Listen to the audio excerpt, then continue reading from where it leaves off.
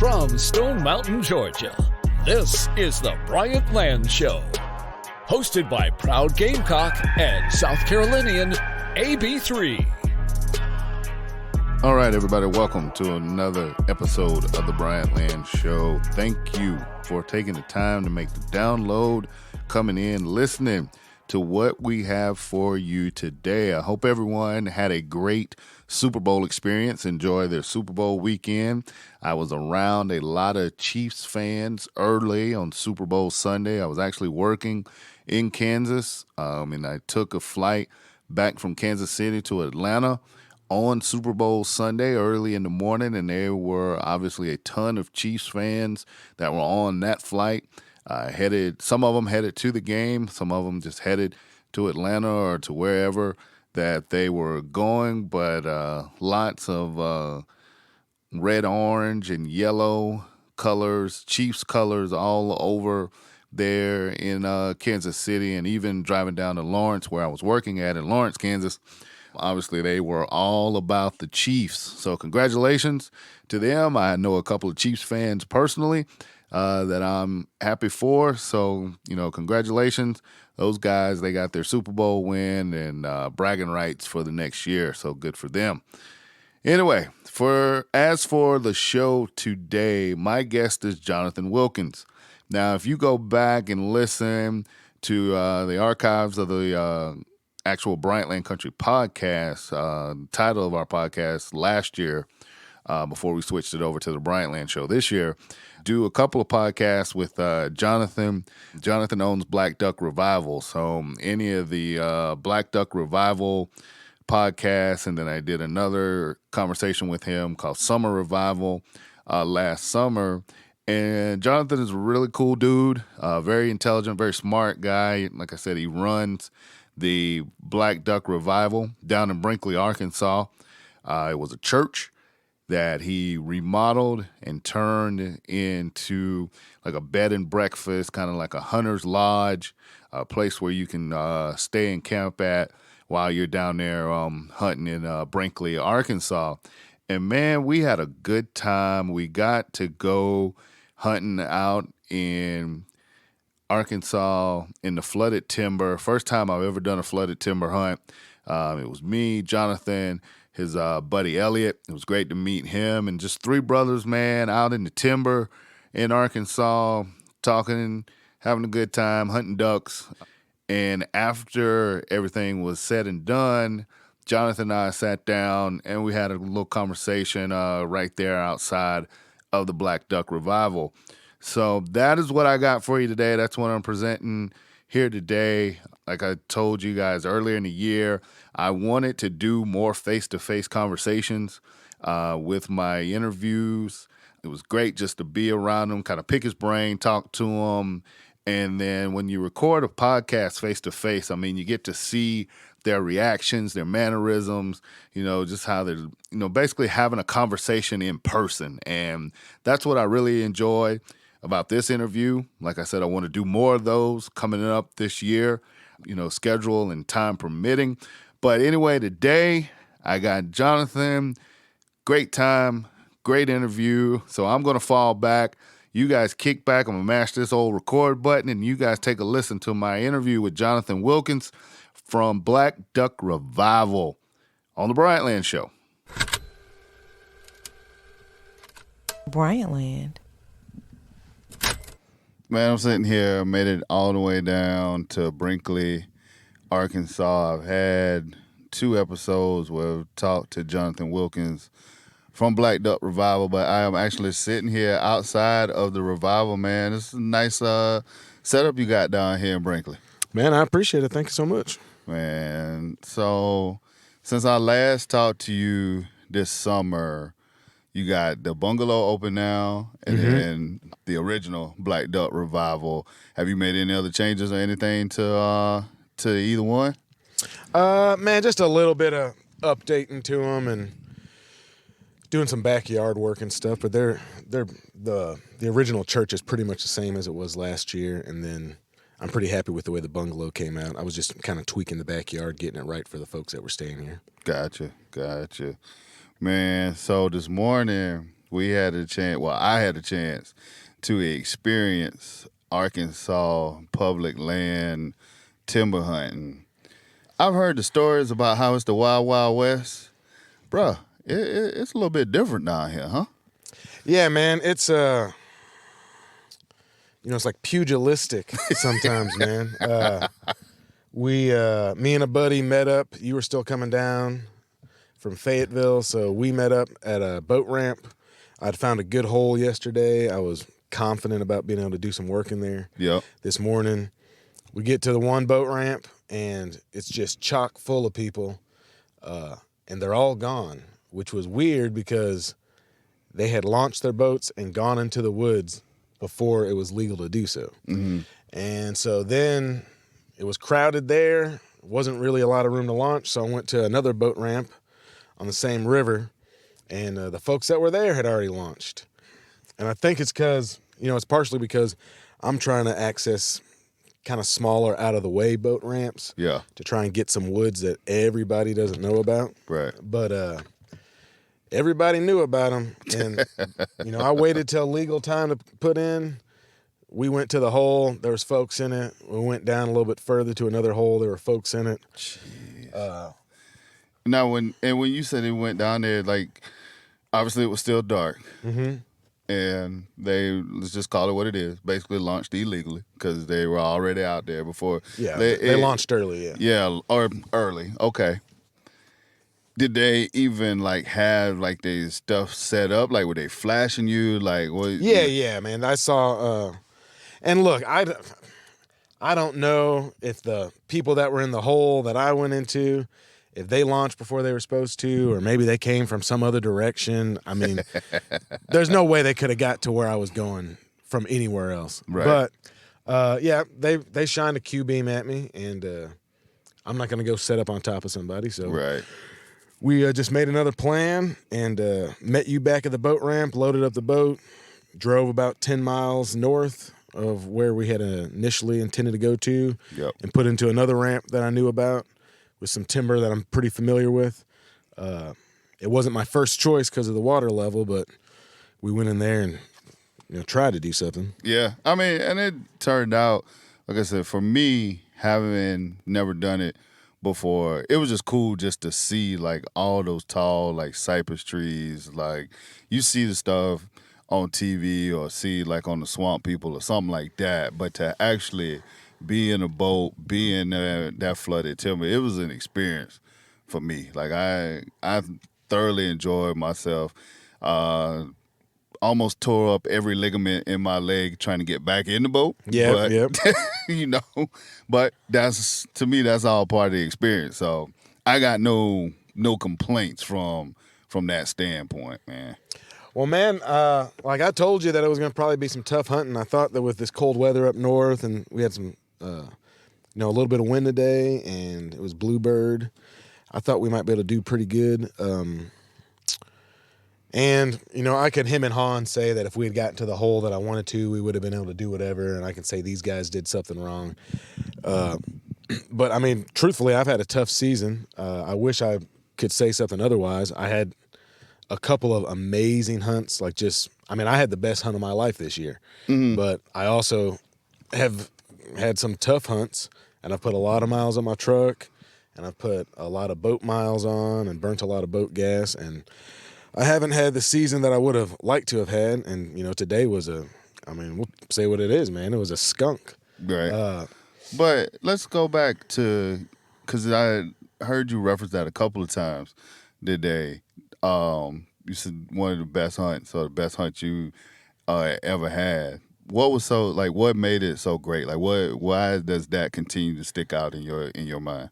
I kind of feel like it's the culmination, of a lot of years of trying to learn how to do something. So, the first couple times I went duck hunting, somebody took me, and we just hunted some kind of flooded weed fields, and shot some shovelers, and that's what got me hooked. Yep. And it was a couple years before I was actually able to access some timber and see what that was all about. And unbelievable. It's it's like one of my favorite things in the world to watch those ducks work down through the treetops.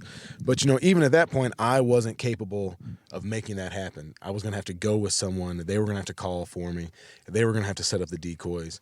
I was just kind of a passenger. Yep. And then trial and tribulation, I'm trying to find places. I'm learning how to get to timber holes that you can walk into because I don't have a boat.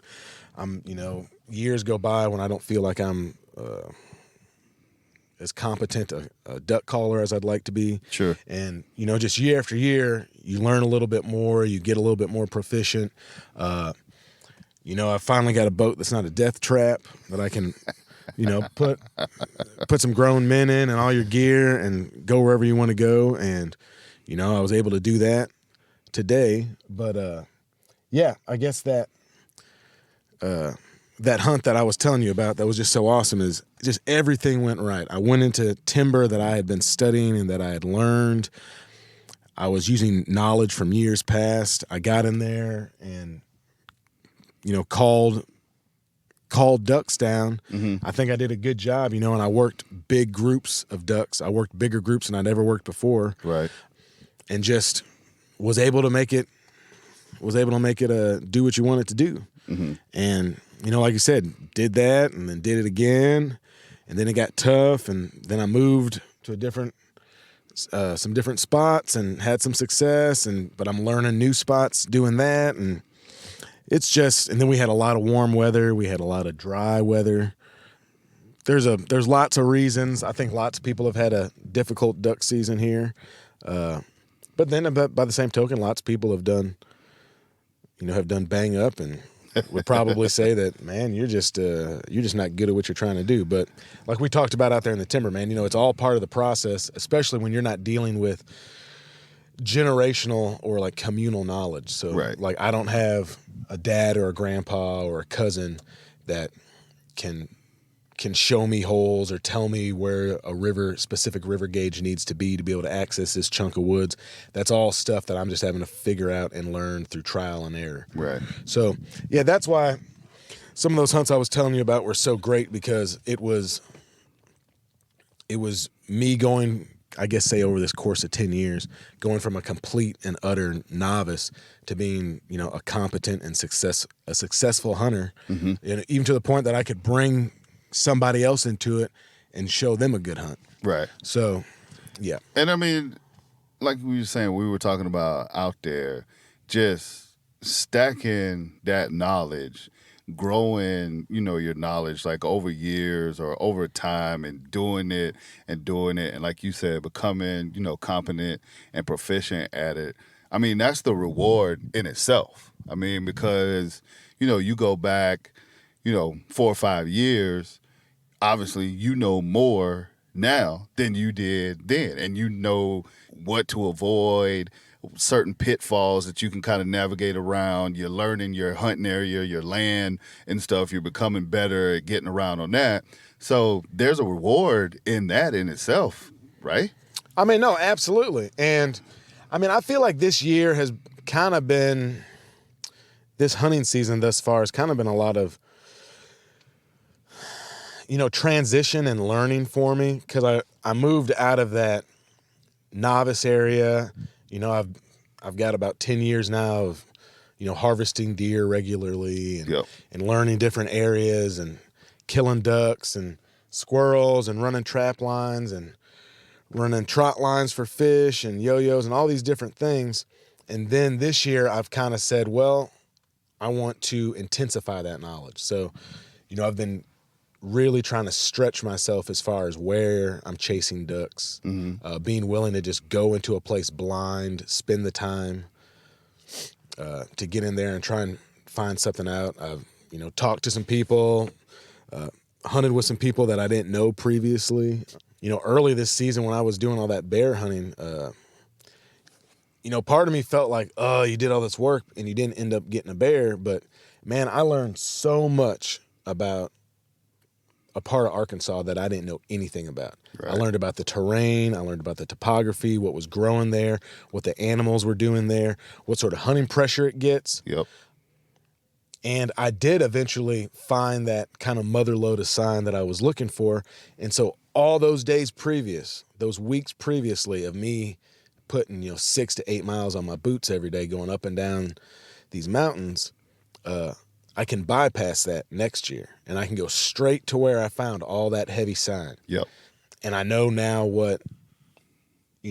I can tell the difference between a log that's been ripped up by a bear and one that's just, been rotted up or been torn into it by an armadillo or something. So like we were talking about, it's in some ways I haven't had the success that I would have wanted to in some of my hunting this year, but it's all cumulative knowledge, and it's stuff that I'm able to, show other people.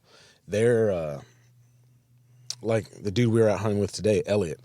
I've taken him out 3 times and I've seen his level of proficiency get better every time. The first time he didn't know what to do. Right. I'm having to do everything. Right. Now he's, grabbing the boat. When I drive it up on the trailer, he grabs a boat, hooks it up, starts cranking it in while I'm getting out. Just makes stuff smoother. Yep. He's telling you about some experiences that he had. There's reference points there that he didn't have before that, I got to be a part of some of that. So, yeah, sometimes you've got to find alternative rubrics for success. I like how you said that. But the thing to me about that is, because I was kind of watching him too today and just listening to him talk about his experiences. And we always talking about, like passing it on.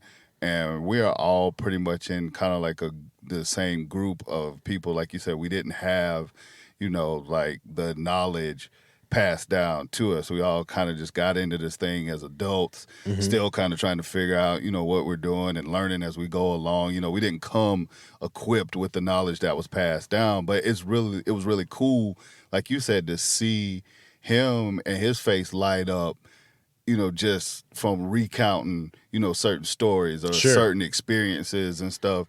And at the end of the day, a lot of times, that's what it ends up being about, is being able to pass it on and then to see somebody else grow, like how you just said, Excuse me. Yeah, and, I guess, part of this you could say, well, this fella's trying to justify that he took some dudes out and they didn't kill no ducks. That's what some people would say. And maybe that is part of it. But, I wish we had just banged them up today. Right. But it's like I was telling you before, man, when I was hiding the boat and I was walking back and I was watching you and Elliot talk, we're like 3 black men in this space that maybe a lot of people would say, we don't belong in, or you don't know what you're doing. Yeah, any of that stuff. Yeah. And we're out there talking, learning, having a good time.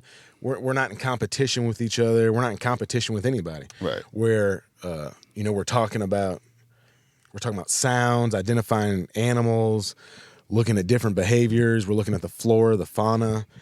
There was even a point where you and Elliot thought that like an airplane had flown by. It did. It sounded like a fucking plane. Excuse me. But it did. And you just kind of looked at me like, yeah, no. Yeah, no, man. That was greenheads that just were just disrespecting us and flew right over the top of our heads so low that you could hear that whoosh of air. But it was so funny because, like, I wish the look on your face, and it's funny because me and you both were talking about, like, resting faces and stuff, but the look on your face was just like, yeah, no, dumbass, that was not what you thought. No, I didn't mean that. But, you do forget, sometimes that stuff is things that you've become familiar with, right, or that become ordinary to you are not that way for somebody else. Like, I took a guy out who's a wildlife biology major over at University of Idaho. Mm-hmm. And this kid was stoked about the idea that he might be able to shoot a wood duck. He was like, man, if I kill a wood duck, I'm getting it mounted. And I was like, wood ducks in Arkansas timber are, and to a lot of people, they're considered gimmies or, not worth shooting because they don't really work the way that mallards do. They just kind of drop in. Right. He was like, yeah, man, I grew up hunting in Washington. We don't have very many of them. And so you start thinking about that, like, yeah, of course, a wood duck is an unbelievably beautiful bird. Right. You know, and if you had never seen one, you'd be like, what is this? Right. You take it for granted. Yeah. Right. So, yeah, man, it's there's a host of ways that you can become better through being immersed in the outdoors, through hunting and fishing. I really kind of look at it as like an existential examination, like a way to pose questions to myself, to examine the world that I'm in, and to try and be a better person. So when you put those sort of lofty ideals on it, it helps take the sting out of, and I wasn't as successful as I'd like to be. You know, and then you start looking back on, like, I remember when my entire goal was trying to kill a deer. Like, if I could just kill a deer, any deer, Right. I would feel successful. You know, and this year I ran out, killed a deer, ran it home, you know, was home by 8:30 with it, Yep. showed it to my little girl, skinned it, gutted it, quartered it up, got it in the cooler, took a shower, and then the whole family went to the state fair. You know, it was a morning activity. That was a good day, you know? Oh, it was a great day. But the first deer I killed, man, all I did for that entire day was just look at that deer all day long. I mean, I butchered it, Right. and I had the head with the antlers on it, and man, I would kept pulling it out of the freezer and looking at it and just reveling in it. Yeah. You know, so, and it's not that it's still not an accomplishment to harvest a deer. It's just that rubric changes. You know, what you're measuring, those goalposts that you're measuring yourself up against, they're constantly in flux, very much like the natural world, very much like a duck season might be. You know, you're dealing with an animal that's by its very nature is, you know, ephemeral. It's here one day and then it's gone the next. Yeah. It's moving from a dry field in Minnesota all the way down to the coastal marshes of Louisiana, and then up into the flooded timber of Arkansas, or maybe into Missouri. Then maybe they're running down to Mexico. I mean, they do all this stuff. And there's a million reasons why, and we can all scratch our heads and try and figure it out and look at the science. Yep. But, you know, sometimes. But it's funny because even like you were talking about the changes, like when we were out there this morning, you know, you were saying, you know, like you came out here like, what was like a week ago or whatever, and the water level is completely different than what it was when we were out there. Oh, I mean, it was feet different than a couple weeks ago, but it had raised significantly since yesterday. Like, I was out scouting, trying to find birds and find some holes yesterday. I mean, probably till about 4:00. And within 12 hours, that water level had risen to a point that, you know, a lot of the holes that were like gimme holes that I knew we could just run to were too deep. And, you know, but that was really kind of an education for me, because I had so much on my mind and I was trying to scout a new piece of ground and trying to figure some stuff out. And I had looked at the gauges, but I didn't think about the fact that we had that rain like 4 days ago. We had a tremendous amount of rain 4 days ago. And I should have known from experience that it takes 3 or 4 days for that water to get from further up north to dump down into where we went in today. And so I should have been thinking about, that gauge has been dropping steady for a couple of days, but once that rainwater gets down here, it's going to be on. And that's exactly what happened. When you say check the gauges, is that just something as simple as, you know, like how, you know, just for a normal day, you go like on your Weather Channel app and look at the weathers, like that's something like that's online or something you check? Yeah, I mean, you can look at like the USGS, like the United States Geological Service. They've got water gauges at all sorts of, I mean, mostly like at bridges and overpasses, things like that. But it'll be sending real-time data, and you go to the specific ones that affect the places that you hunt. So like that place that we went today, that shall remain nameless, so no one knows about it. You know, I started figuring that out and what the gauge meant like 3 years ago. And I can look back at my notes and say, we hunted that hole, and when it was, you know, 15 and a half feet at that gauge, this hole was shin deep. So I know that when it's 15 and a half feet at that gauge, I can check that on my phone. I've got that place to go to. Gotcha. Or I know that when it's dropped down to 14 feet, that, you know, a lot of those spots aren't going to have water in them. Right. So, you know, and then you can extrapolate that to north of here, south of here, all over the state. And it can get very regionally and location specific. Gotcha. Now, the next really big thing for you coming up, and we talked about it before, but now it's actually getting ready to happen, the revival that you've got planned for next week, January. Forgive me if I got the dates wrong. It's 23rd through the 26th. 23rd through the 26th, January 23rd through the 26th. And you got a group of folks coming in of all different, you know, color, creed, all that good stuff. Just a diverse group coming in. You putting them up in Black Duck Revival, and y'all gonna go out, gonna do some hunting, just do a whole fellowship.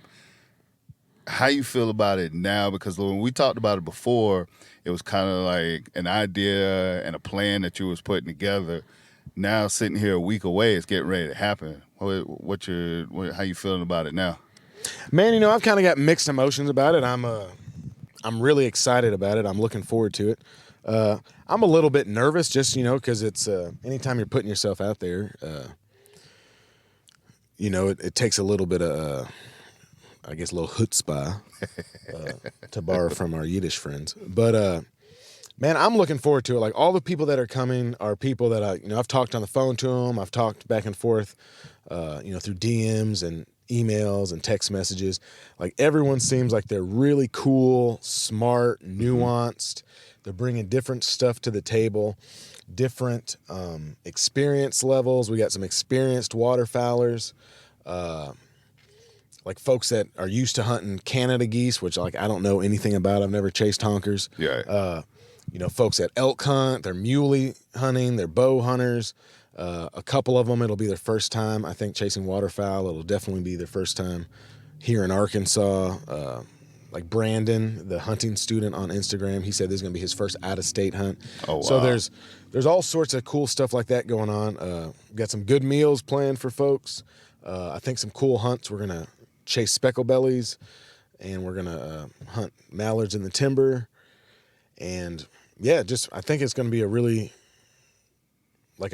broadening experience, and I'm looking forward to it. Yeah, I hate that I'm going to miss it because I know you reached out to me pretty early on, but then, you know, things change and whatnot at work and with my schedule and stuff. I hate that I'm not going to be here to see it and to participate in it, but it's funny because another conversation that we had just talking about, you know, social media and, you know, looking at social media and just its influence and, you know, separating what's, you know, real from what may be embellished or all the way together fake.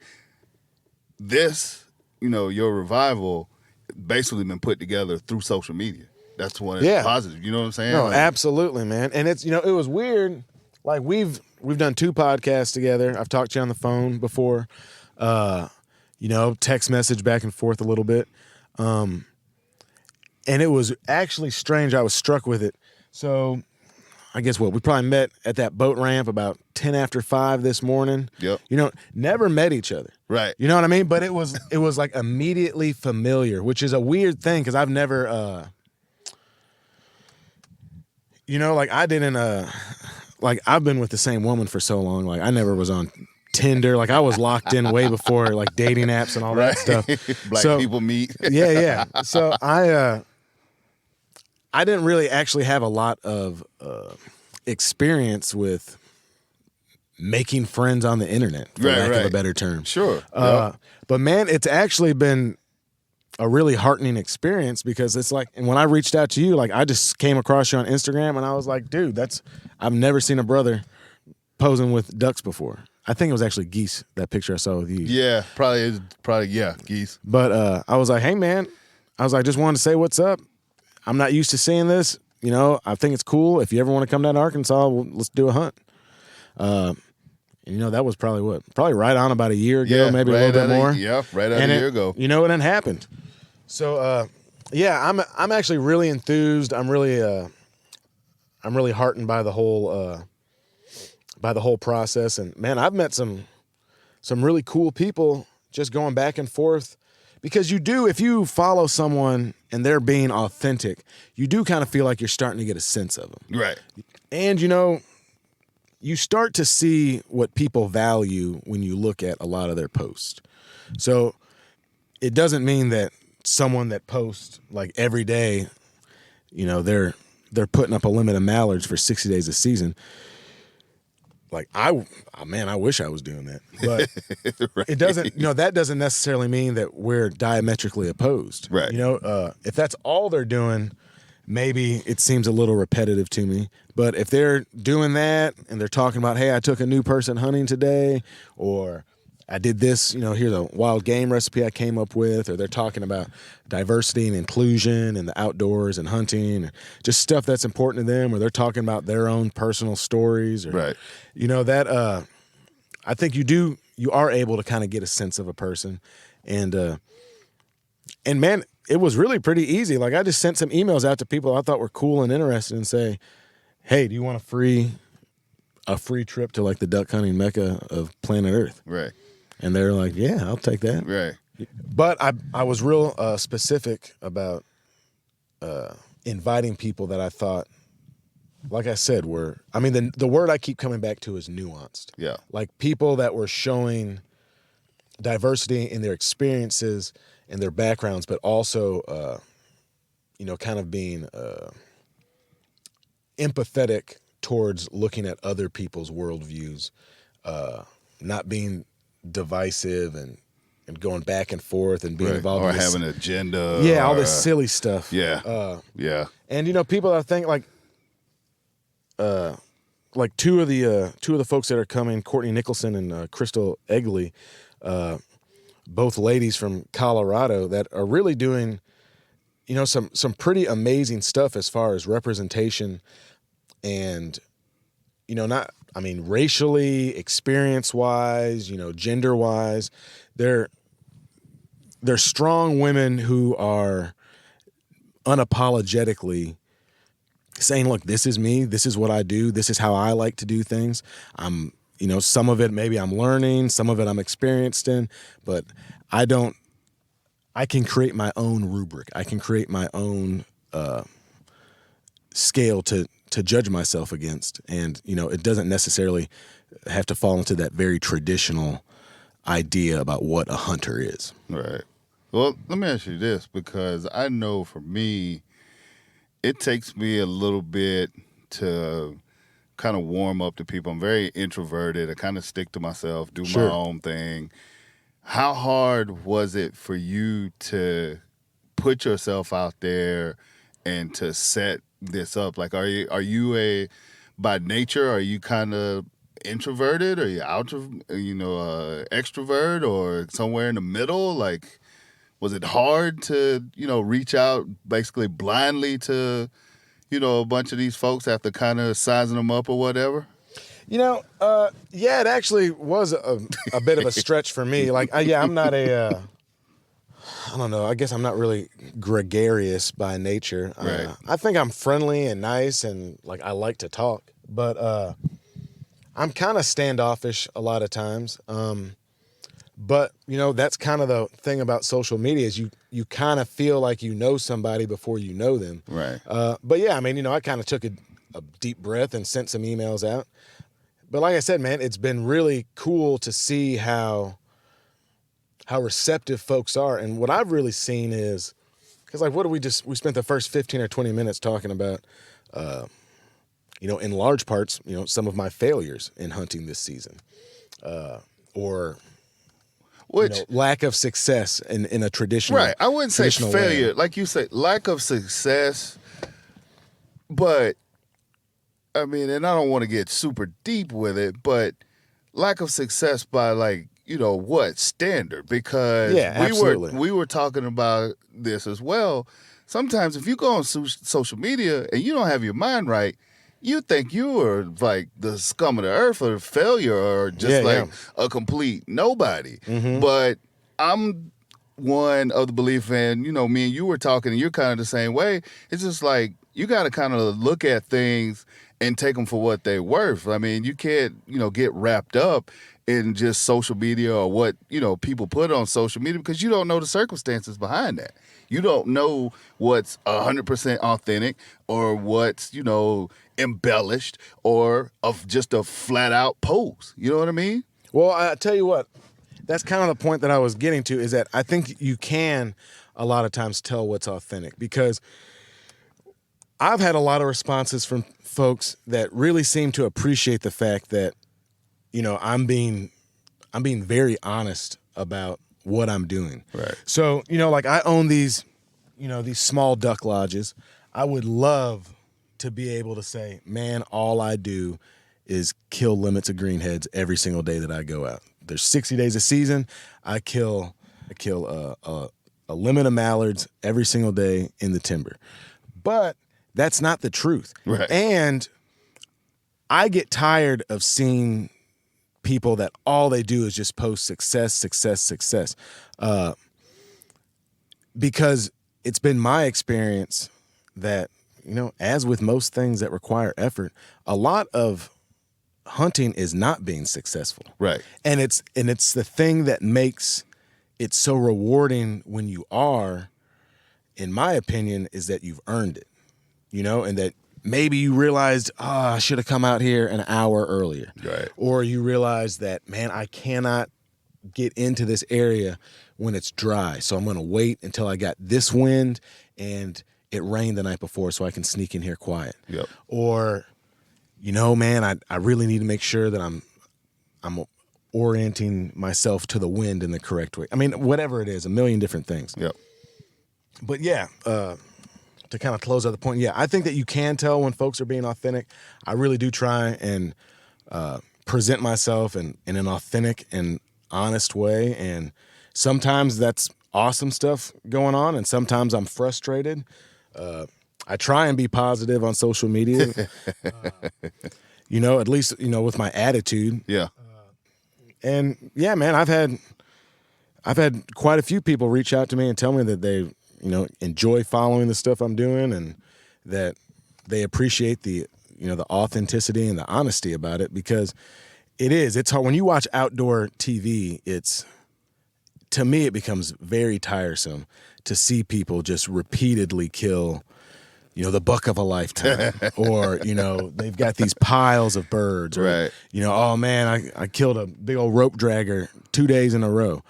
Like, that's fantastic. That's also very difficult to do regularly, right, without large amounts of money entering the equation. Right. Or, like you said, the other thing too, access. Access, yes. That plays a part in it too, and I think people don't, take that into account. I mean, certain folks, whether it be because of monetary or, because of, family or generations or whatever the case is, they just have different access than what other people have, and that plays a huge part in it. I think people gloss over that all the time. Well, yeah, and like we were talking about, I got a 2.5-year-old daughter, and a 9-month-old daughter. But so I said, look, in 10 years, I've been at this, fairly hard for 10 years. I said, in another 10 years, when my daughter's 12 and a half, 13 years old, if she says, hey, I'm really interested in learning how to become a good duck hunter, or, Dad, I've been watching you the whole time I've been growing up, and I would really like to try and chase a black bear in the national forest, or I just want to become a really good squirrel hunter, or whatever it is. Right. I can cut her learning curve down so quickly, and hopefully, if I'm doing what I'd like to be doing, by the time she's that age, she's already got a lot of these skills, because I want her to be going out with me, sure, as she's growing up. But yeah, like we said, so she's not going to have to go put her boat in and go float around and get stuck and get hung up on a cypress knee and realize that she shouldn't have been in this chunk of water because it was too low and this boat and whatever else, because I'll have been able to kind of guide her along with that. And when you take that information just from me, one person, but then you add a grandfather, cousins, older brothers and sisters, friends that do it, you end up with a communal and generational knowledge base that does provide a lot of access. So just that knowledge base is access without monetary stuff, or you might just have someone who, we kill big deer every year, or we have a lot of really great duck hunts because they've got, a piece of family property, or they've got a family farm, or whatever it might be. Right. That's access. So that's, to go back to kind of the bigger point, those are things that temper me getting too down on myself when I'm not as successful as I'd like to be, because I didn't have any of that. This is all hard earned. It's coming from experience, and it's coming from time. Right. Putting in the time, putting in the work, and gaining the knowledge. Yeah, and seeing how things change over time. So I've got enough of a basis that I can say, 4 years ago when all the trees budded out and then we got that hard frost and it killed the entire acorn crop pretty much for the entire year. I remember what that did to deer hunting, because it was concentrating deer on these soft mast sources. So if that happens again, I can say, hey, man, I don't need to waste my time hanging out under the same old white oak tree. I need to go and find those persimmons. Right. Kind of the same thing I went through deer hunting this year, just, going through and kind of having like a plan in place before the season, but then being out there and going out there more and more, you learn more about the deer, you learn more about where they travel. So next year, I'll be able to, some of it I was able to make adjustments and be successful during this season. And then next season, I already got a knowledge base. It's like a different starting point, a better starting point, I feel like, than when I started this year. Yeah, man, absolutely. And that really is an incredibly rewarding experience to have. Yep. Because, everybody knows down in their gut if they've earned something or if they haven't. Right. And when you really earn something through your own hard work and volition, it's a transformative experience. Like, you become more than you were by your own hard work. That's a real tenement of, the evolution of humanity. We're talking about killing ducks and killing deers and shooting squirrels and trapping coons, but then I think you can really effectively segue it into talking about, the potential of a human being to realize their own potential. Right, their own potential and their own skill. So when you finish up this revival, have you kind of already got an idea or plans for doing another one? Or do you have anything like on deck that you kind of looking forward to getting back into? Man, yeah, so like right now for the next week, I'm focusing on getting this first Black Duck revival handled and hopefully have it be really successful. I'm gonna start trying to hopefully move into some little bit more involved content creation. I've got something I'm stoked about coming up.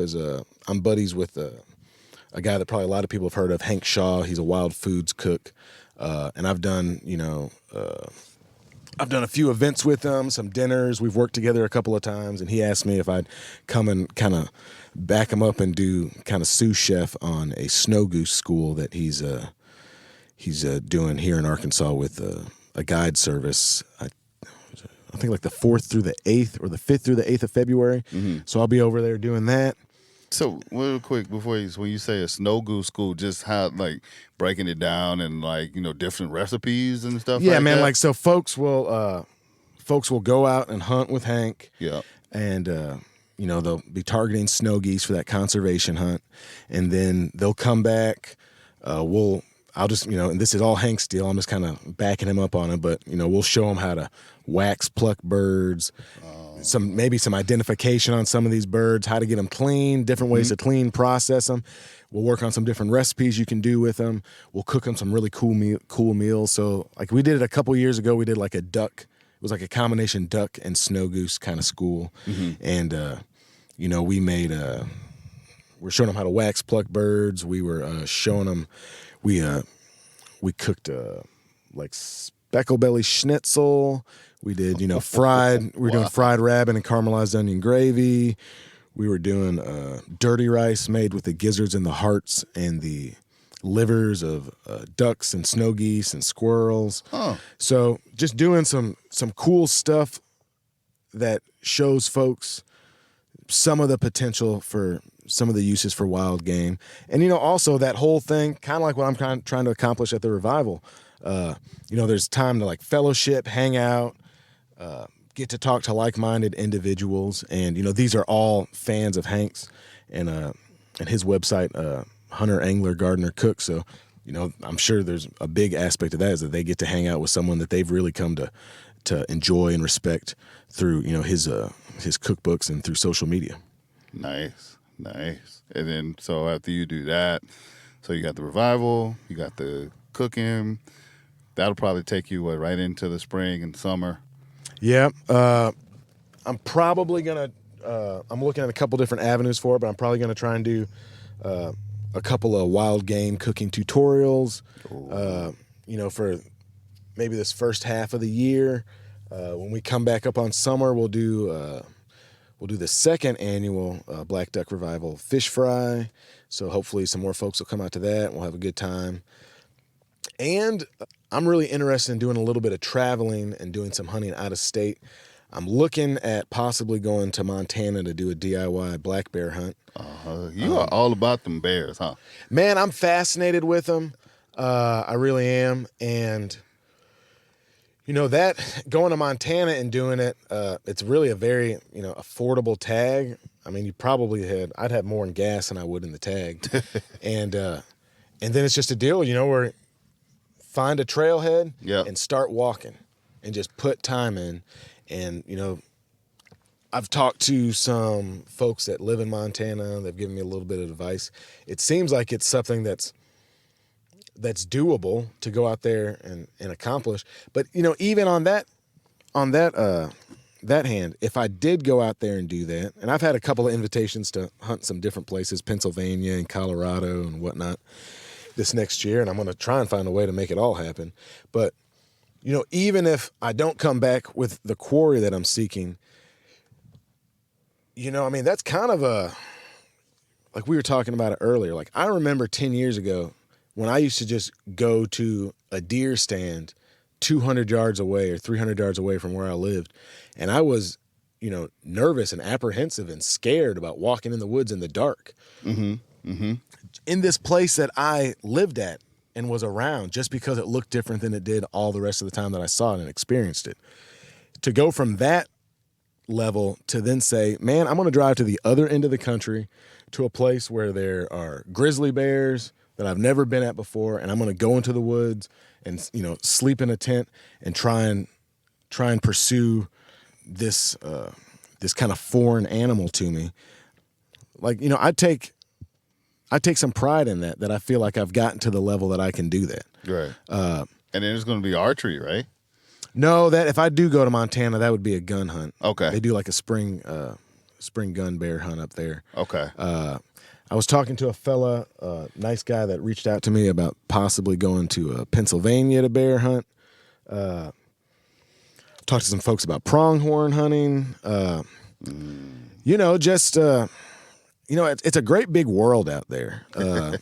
And, I'm excited to try and make the most of it and experience some different stuff. You're not afraid to go and tackle it. Well, man, it's the only look. I'll be totally honest with you, man.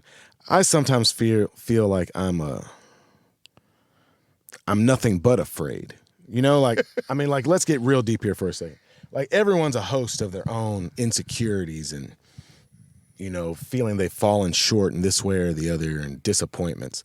I'm not saying that's all anyone is, but, everyone's got that stuff in them. I have found that the way to get past that is to kind of jump, I'm not saying foolhardily. Right. But, you've got to put yourself in an uncomfortable situation. There's got to be some struggle for you to grow.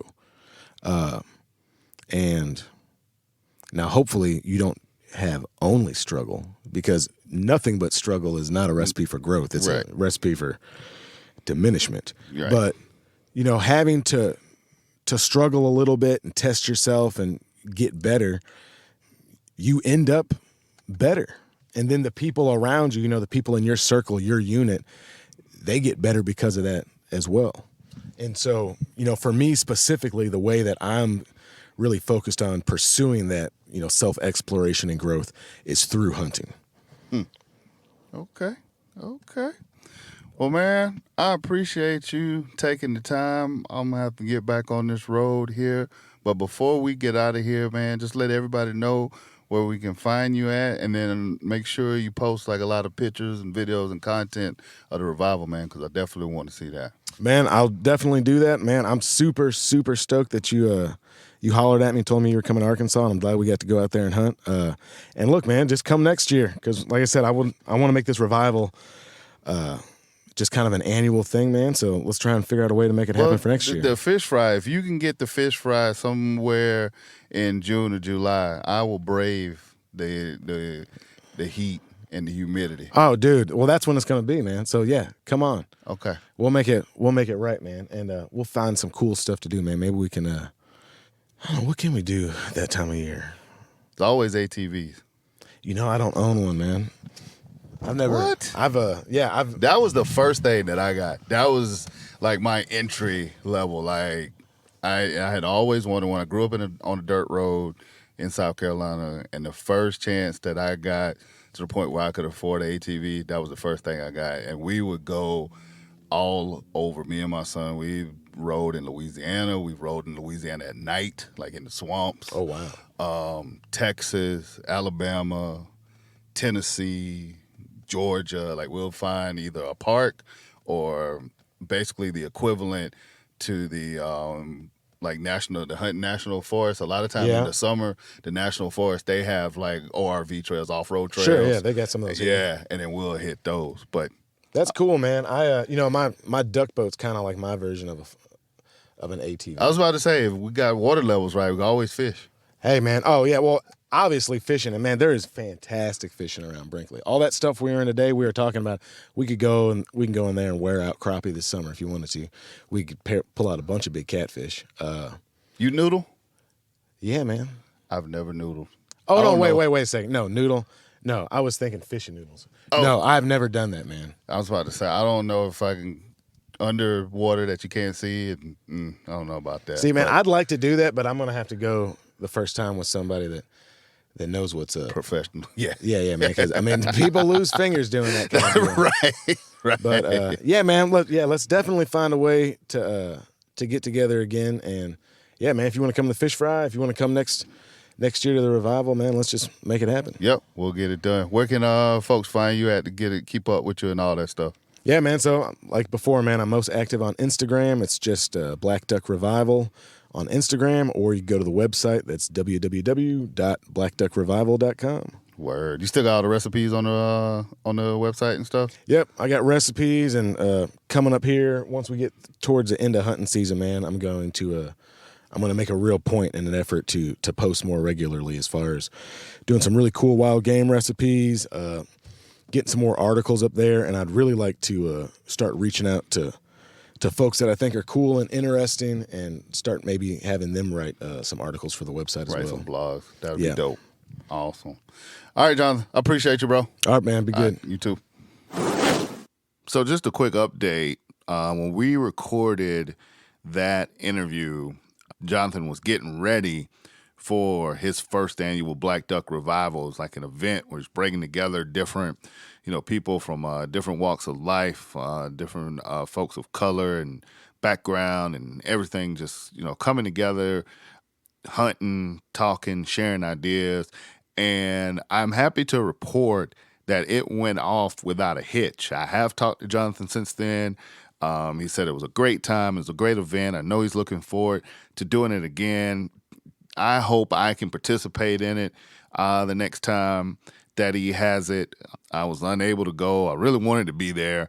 But nevertheless, it went off. Great things being done in Brinkley, Arkansas by my man Jonathan Wilkins. Once again, want to thank him for being a guest on the Bryant Land Show. I really appreciate him taking the time, especially after, our day out there in the flooded timber, to take the time and have a conversation with me. So great things coming from Jonathan. Make sure you guys go and check him out on the Black Duck Revival and all of his social media sites. He's also got some cooking things going on too on his blog, man. He's got some recipes and stuff that I need to kind of make some copies, download, and give those recipes a try, man. I mean, Jonathan, he's a very eclectic dude, man. He is not one-dimensional at all. So make sure you check that fella out. Real quick, I want to send a shout out to Elliot, Mr. Griffin, to you on the old Instagram. Man, I had a great time meeting that brother. Just sitting there talking to him. Never met him before until the day that morning that we went out and hunted in Arkansas. Man, I really enjoyed talking to that fella. And so I just want to send a shout out to him.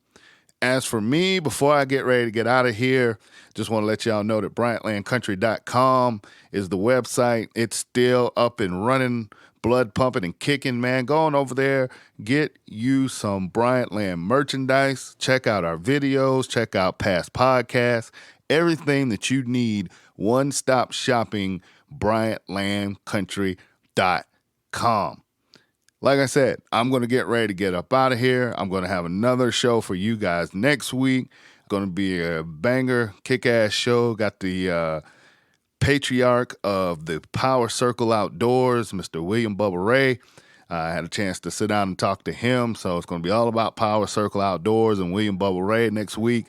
Make sure you check that out. Thank you again for downloading this show. Make sure you tell 5 people to tell 5 more people. And I'm going to catch all y'all back here next week on the Bryant Land Show. Y'all have a good one.